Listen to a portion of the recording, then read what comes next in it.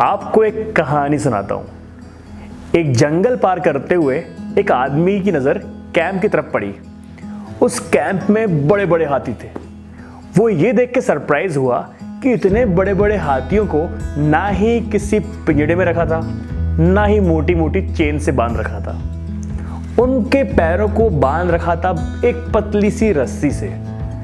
वो सोच में पड़ गया कि इतनी पतली रस्सी को इतने बड़े बड़े हाथी तोड़ क्यों नहीं पा रहे हैं। फिर उसने वहां के मास्टर को बुलाया और मास्टर से पूछा, मास्टर इतने बड़े बड़े हाथी इतनी पतली रस्सी से बांध रखे हैं आपने, ये भागते क्यों नहीं है। तो मास्टर ने बताया कि जब ये हाथी बहुत छोटे थे तो उनको उसी पतली रस्सी से बांधा करता था।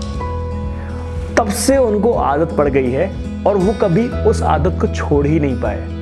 उन हाथियों को लगता था कि वो कभी उस रस्सी की ताकत को ब्रेक नहीं कर पाएंगे और उनकी एक मेंटेलिटी सेट हो गई कि उनको यहीं पर बंद कर रहना है।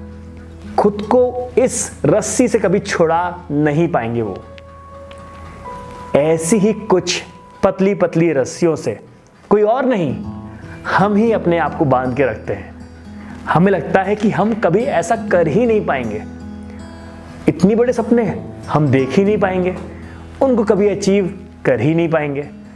लेकिन दोस्तों, आपको खुद को इन पतली पतली रस्सियों से छुड़ाना पड़ेगा।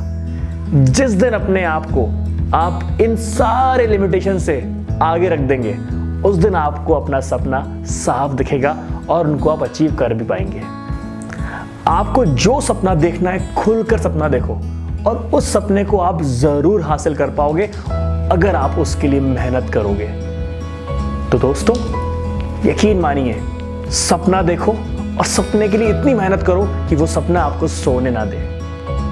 यकीन मानिए, एक दिन मंजिल आपको जरूर मिलेगी।